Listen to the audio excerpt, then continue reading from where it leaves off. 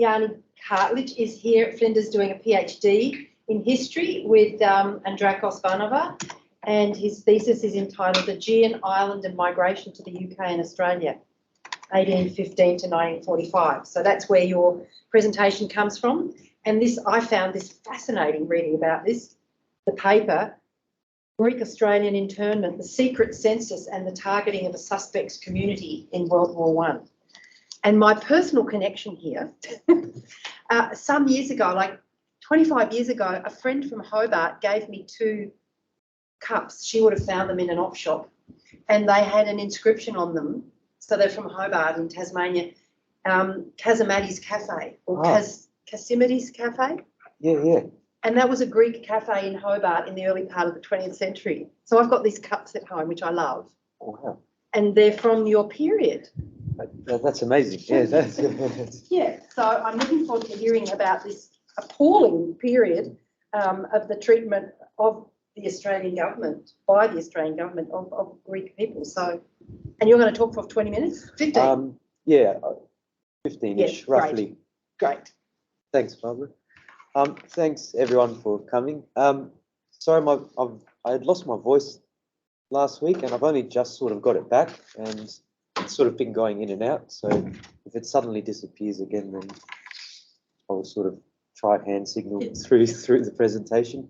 So I'm talking about making and monitoring a suspect community. So Australian attacks on Greeks and the Secret Census in 1916. This is a paper I'm working on with my supervisor, Andrekos Varnava. It kind of is a smaller section of my thesis that we've sort of wanted to take and develop into its own idea, as it's got a very rich sort of story to tell. There is a lot more to it, but I'm sort of focusing only on a couple kind of significant aspects of the Secret Census and really what the Secret Census even was in the first place. Essentially, so on the 15th of June, 1916, Commissioner of Police for SA ordered all his inspectors and sub-inspectors to obtain confidential information as to the number, residence and occupation of Greeks resident in the state of South Australia, as nearly as can be ascertained, and that any rendezvous, such as cafes, clubs, etc., frequented by Greeks should be kept under observation, and the names of proprietors, managers, and nature of such establishments furnished. So the order was given not just to South Australia, though, it was to all of the states in Australia, and pretty quickly lists were compiled with names, addresses, genders, ages, even information such as distance from state capitals and modes of transport. SA, for instance, within 2 weeks had a list of 178 names and 18 establishments submitted back to police. And you can see a copy of the original memorandum there. So really the primary focus of this paper is to explore this Greek secret census as part of the story of Australian migrant communities and wartime loyalties. Sorry, guys. It's an early example of the Australian authorities monitoring migrant groups considered suspect during times of war. And really, we're sort of tying this to the general period as well, with a significant rise in attacks on Greeks and Greek establishments happening around the same time. Really, the idea was that Greece, who was neutral during World War I, was at risk of joining the Central Powers. King of Greece was the brother-in-law of the Kaiser, and so there was a close connection there. So really they were seen as suspects, and this list was essentially a means of a quick internment if Greece did join the Central Powers. So this presentation is only going to focus on 2 aspects. So firstly, the attacks against Greeks in this period, and then a kind of close look at the secret census as it was conducted in South Australia. So in 1919, there was an article published, actually a series of articles published and this was actually in Northern Territory. This was published, which was called Greeks or Turks, and it was kind of playing with this idea of who Greeks are, where do they come from, kind of what is their role in Australia. There was a bit of back and forth between the editor, the public, and the Greek community. You can see here a man called Mr. Koutsoukis claimed there were over 2,000 Greeks in Australia for over from just his island, and that the community was quite a large and significant number. But you can sort of see the rhetoric against Koutsoukis here, where they're talking about where this man has said, "I've worked for about 2 years with Greeks on the Katherine Railway," and he's sort of calling them useless in a sense, the uselessness of them. One of his Aussies in it could do more than 6 of them. So this kind of discussion back and forth was rare, but it did kind of play this idea of Greeks as lazy, but also taking up space in the workforce during the period.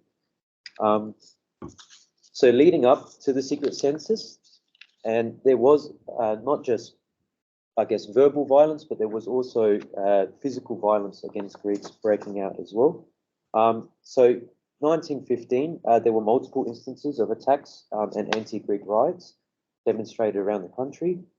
New South Wales, there were attacks on Greeks at Sydney, Glen Innes, Haymarket, Manly, Newcastle and Liverpool throughout November and December 1915. In Sydney and Haymarket, there was Greek businesses and shops were targeted by Australian soldiers. So many of these attacks did come from returned servicemen and soldiers waiting to be in training, waiting to go overseas. One shop, Michael, and is actually one of the Casamardis, as Barbara mentioned, Michael Casamardis Oyster Saloon near the town hall. So, and as well as some nearby shops were attacked by rioters who smashed windows with large lumps of concrete and blue metal. The police drew their batons, and there were both rioters and police injured during this altercation. So the police were actively trying to stop these riots. 8 soldiers and additional civilians were arrested. And similarly at Manly, a Greek restaurant and an Italian or Greek fruit shop, it's kind of unclear who owned this shop, were targeted. And 22 soldiers and 2 civilians were charged with having disturbed the peace. Apparently, these rioters were calling out things like, "We want those Greeks," and it completely wrecked the building. Stones were thrown, a revolver was shot, and Greeks had been attacked with water and gas pipes. So this was not an uncommon occurrence, really, in this period. Interestingly, some of the soldiers that were charged during the attacks actually had served near Greece in the Dardanelles. And apparently the altercation at Casamardi's shop was previously related to an attack on a soldier in the shop by either the staff or members of the public. There's a quote from one of the people in the riots at Casamardi's shop. He noted that the man who was attacked in the shop, the man who attacked our friend in the shop was a Greek, and another one said, "A Dago attacked my mate and fought with me in the trenches at Gallipoli. We intend to have satisfaction." So there was some kind of disturbance between the Greek community and the wider community at the time. Apparently, as many as 2,000 people were present during some of these riots as well, so they weren't small events. Greek businesses also remained closed for weeks after these attacks. So about a week later after these attacks, in November 1915, about 1,000 soldiers, mostly from the Casula camp, took part in a riot at Liverpool. They smashed the windows of Railway Hotel, Golden Fleece Hotel, and Collingwood Hotel, attacked a Greek shop owned by this time a man called Mr. Komino, and they also attacked a train. They were throwing stones and bottles, and had been drinking and demanding something called patriotic drinks, so free drinks because of their service, from the hotel keepers, and they clashed violently with police. Similar scenes were then seen on the Friday night at Newcastle, and that these soldiers from Liverpool were joined by a crowd from another local camp. So the next night again, the Saturday, another disturbance occurred at a Greek fish shop on George Street, Sydney, and a soldier was injured and an arrest was made. Surprisingly, according to the Secret Census, there was only 55 Greeks that lived in Newcastle at this time. So they weren't a large community there to cause such an uprising. The mayor actually denounced these attacks and noted that no good purpose could be served by misconduct. The Greeks of the city held a meeting yesterday where they claimed that they were law-abiding citizens. So he really tried to reinforce peace. These mostly soldier-led attacks were generally sparked over questions of Greek loyalty to Australia.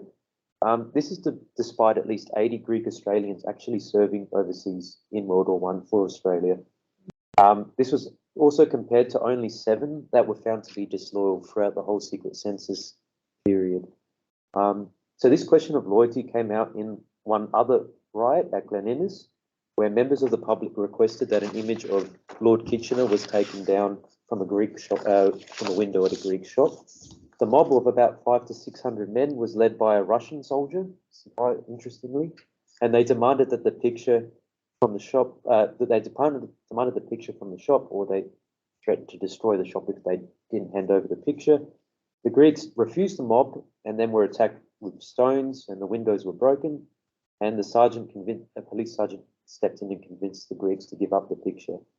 It was then handed to the Russian and placed in the window of another shop up the street. And this sort of bizarre incident forced the closure of other Greek businesses in the area.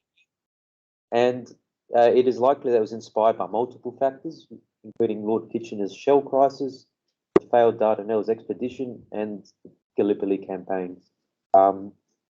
Interestingly, only 11 Greeks even lived in Glen Innes at the time, so it was not a major hub of Greek community. So in other states, such as Western Australia, the violence continued. In 1916, the Greek community numbered around 1,000 in WA, with a great majority being from the Aegean Islands, which also supported the Allied cause, being supporters of the Greek President Venizelos. Despite this, large-scale violence and anti-Greek demonstrations and riots broke out at Kalgoorlie and in Perth in late 1916, and they were being treated as actual enemies. One Greek Australian community leader, Peter Michailidis, had appealed to the Greek President Venizelos for support, who was taking the matter up in London and advised that the WA Greeks write to the Governor-General and request protection. So Michailidis followed this suggestion and wrote to the Governor-General, and you can see his request for protection there. So the matter was serious because they believed they now lived in actual continual terror for their lives and their livelihoods. Michailidis asserted that they should not be persecuted because they actually did support the Allies and the emancipation of enslaved peoples in the name of humanity. They needed immediate steps to protect them. So similarly, the honorary president of the Greek community of New South Wales also led a deputation to the acting Greek consul, expressing sympathies with the Allies, asking the consul to communicate these sentiments officially to the press. In Port Pirie, the Greeks also publicly discussed their allegiance and wished for Greece to join the Entente. But they also questioned if Greece did join the Allies, they feared the repercussions on Greeks living in the Ottoman Empire at the time. So there was a lot of complex politics at play as well. Really, Gilchrist, who has done a lot, who was sort of the initial researcher on the Secret Census, noted that in Brisbane, Newcastle and Sydney, numbers of Greek shops were damaged, and in Perth, Kalgoorlie and Boulder, many were wrecked and looted. He put this down to chauvinistic sentiments, which I'm sure played a part. However, we believe there's a deeper reasons at play for these mobs and these continual attacks on Greeks during the period that were more racially motivated and triggered by paranoias in Australian society. So questions of foreign labour also dominated discussions during the period. One article from January 1916 titled "Greeks, Maltese and Egyptians, Their Value as Workers" echoes this discussion. Articles like this made brazenly racialized comments about Mediterranean work ethics, portraying the Greeks as powerful, lazy fellows. Four of them about equals one average Australian trench toiler. So protests against foreign workers had been frequent during the 1910s, and anti-immigration demonstrations were common as well during the period. And there's a list here in Australia, but also in the wider English-speaking world. And this idea of white labourism was also a prominent ideology among the working class in the British Empire. And additionally, there were also anti-Greek riots, not just in Australia, but elsewhere in the English-speaking world. And you can see in South Omaha, Nebraska, Toronto, which I've misspelled, and the even Ku Klux Klan attacks during the 1920s in Utah were commonplace. So really coupled with the public perceptions of Greek disloyalty due to their king, these intertwined race and labour-based prejudices no doubt played a hand in the decision to begin monitoring Greeks in Australia. So this section further analyses the Secret Census, but looking at its data just within South Australia. In this period, the SA Greek community was quite small and concentrated around Adelaide and Port Pirie. The Secret Census noted 178 Greeks in SA, although this is unclear if all were counted, including females, children, Greek descendants, and non-Orthodox Greeks. Despite the possible missing numbers, this number is still larger than what the previous census actually had listed, although these also just, the census only listed Greeks by birthplace and not Greeks born in Australia of Greek origin. What these numbers do confirm, however, is the importance that the Secret Census plays as a resource when determining how many Greeks actually lived in Australia at the time, which is one part of what we look at. I won't talk about it today.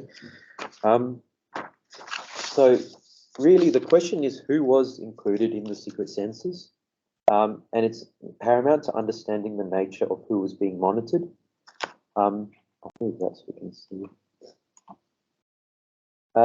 So it is clear that Greeks were defined as Greek-speaking people, usually that were also Greek Orthodox, despite their birthplaces being Greece or the Ottoman Empire at the time. There was also many people from, actually probably the majority of Greeks were from the Ottoman Empire during this period, from the Macedonia and Aegean Islands regions, but many Greeks that were born in some islands such as Crete, Chios, and Icaria, which were actually independent nations for short periods during this time. So they really, during this period, Greeks weren't coming on a Greek national, the majority of Greeks weren't coming on a Greek passport. Others listed simply their birthplaces just as Turkey. They didn't actually claim even to be Greek, including there was some that were at Grove Street and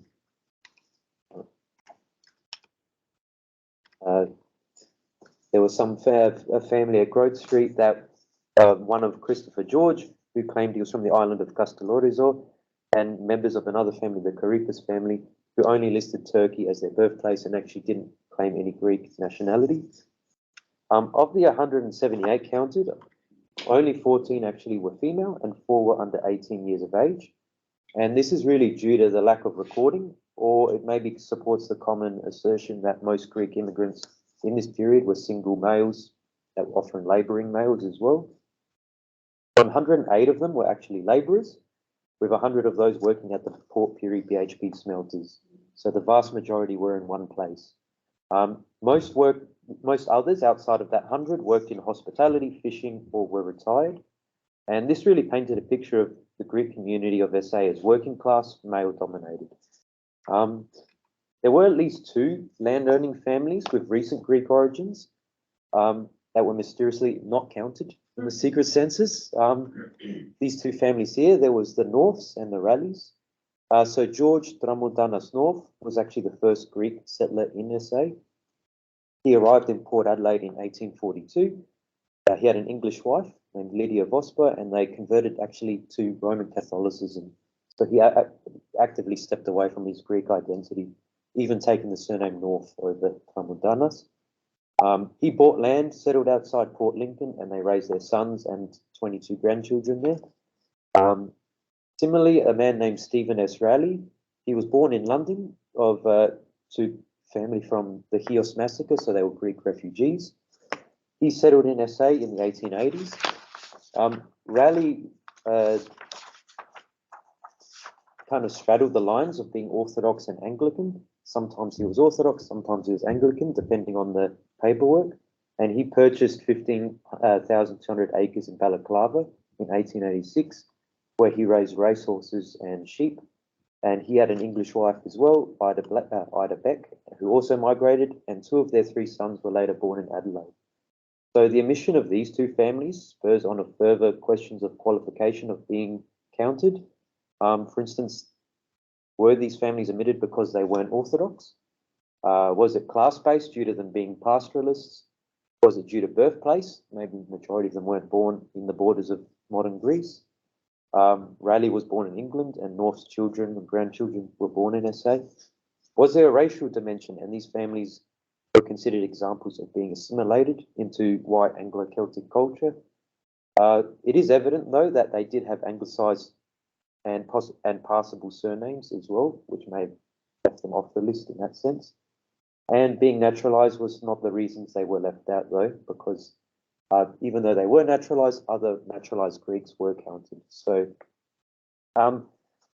others, though, that did anglicise their names were also counted as well. As you can see here, there was Considine, Morris, Carr, Congier, Black, and Dolph. These were all anglicised surnames, but they were counted, with the main difference being their mode of work, their economic status, essentially.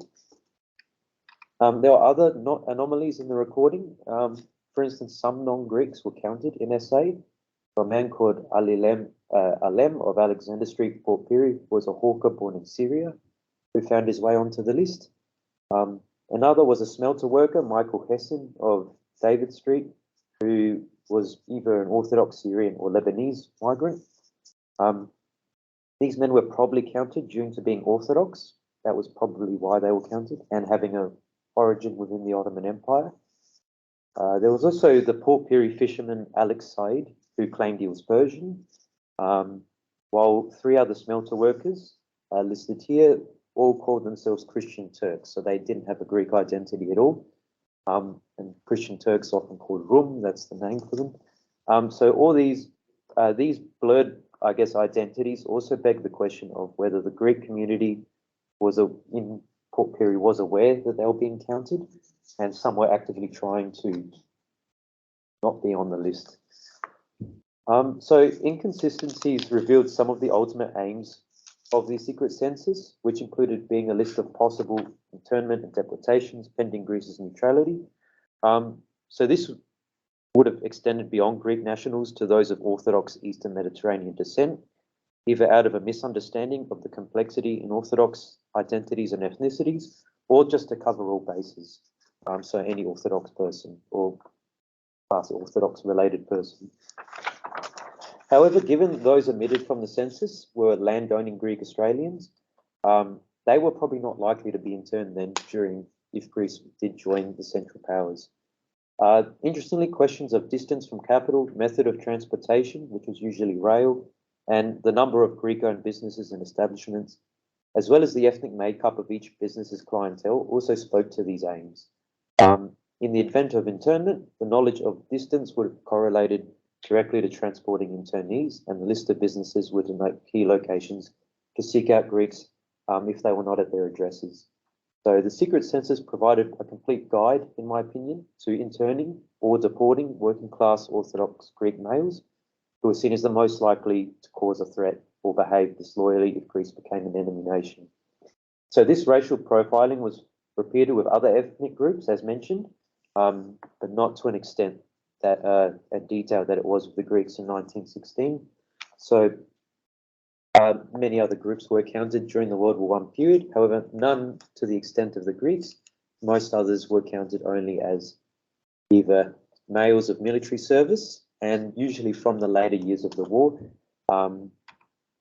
One was a secret list of Turks in 1918, which listed 489 Turks, and it only really focused on 2 states.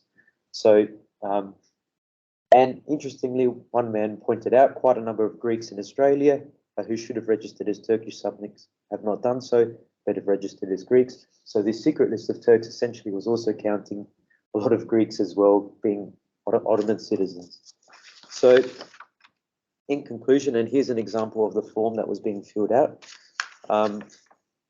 This is an early example of monitoring a migrant community, treating them as a suspect community. Essentially, there was a class dimension in who was counted. So the pastoralist, wealthy Greeks were not seen as threats. They were more assimilated part of Australian culture, whereas the vast majority who were labouring male Greeks were seen as possible enemy aliens, which is what they would later be dubbed as well. There was also this idea of questions of white labourism, and that drove this kind of threat coming from the Greek community. I will leave it there, but yeah, thank you for listening, guys.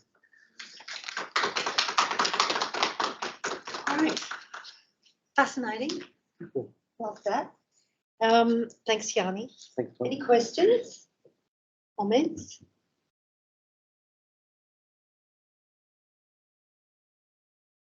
I just think it's so important, given often the whitewashing of Australian history, to hear these stories. The non-Anglo people were here in significant number in Port Pirie, but at the smelter, did you say? At the smelter, yeah, providing that labour force, and the racism's quite extraordinary. The rioting. Yeah. So what did they blame? What did the white colonial Australians blame the Greeks for? Why were they going after them? Yes, there's sort of two, I guess. I see it as there was sort of two kind of, they saw two things they saw as threats. Firstly, it was that sort of idea of non-kind of English-speaking migrants taking out jobs, and they sort of portrayed them in the media as lazy, not really doing the proper work anyway. So that was one kind of qualm that they had. The other is that they saw them as very closely aligned with Germany, despite Greece's neutrality and eventually joining the Allies anyway. They saw them as possible, enemies at war. So they could tell the difference between, the Turks who were part of the Axis as opposed to the Greeks who were not. Yeah, there was this, and this confusion as well, I guess, with the Ottoman Empire, and they forget at the same time Greeks were being genocided under the Turks during this period, so they weren't likely to join them. But yeah, there was this sort of, I guess, two streams coming, one internally and one internationally, I guess. Yeah. It's not a question, it's more a comment. I know from what you say, the Secret Census probably wasn't super accurate, the numbers that they counted, but it was a much smaller number than I would have thought for South Australia even 100 years ago. That was very surprising. And I think there was a lot that were still not counted, a lot that were already sort of hiding. There was a lot of ship jumping in this period, as there were quotas on migrants, so many of them would jump ship, hide, work, make money, but then go and hide. So I think the numbers would be a little bit higher, which you do see in the next census, and sort of an explosion of numbers, which doesn't really reflect the trend of how many were coming each year. So yeah, I would say, yeah, it probably would be a little bit higher than that at the time. Any other questions? Did you mention that the census found, was it 7 Greeks who were deemed to be disloyal? What had they done, or how were they categorised as disloyal? They were sort of fringe political extremists. They saw them very monarchy-based, very loyal to the king and to the king's royal family. Oh. So essentially royalists, really. So they would have supported Kaiser and the Central Powers in the war. I think they were deported. I'm pretty sure that those 7 were sent back or offered some sort of kind of, passage somewhere else. Or, so they're only 7 out of the whole country, which was an interesting find because in Greece, the actual royalist faction was a lot bigger. Yeah. So it sort of doesn't match the percentage of people that in Greece supported the royal family as opposed to here. Yeah. But how would this process have identified them? Like, were people interviewed or just by hearsay, or? That's a good question. It doesn't actually say how they were found.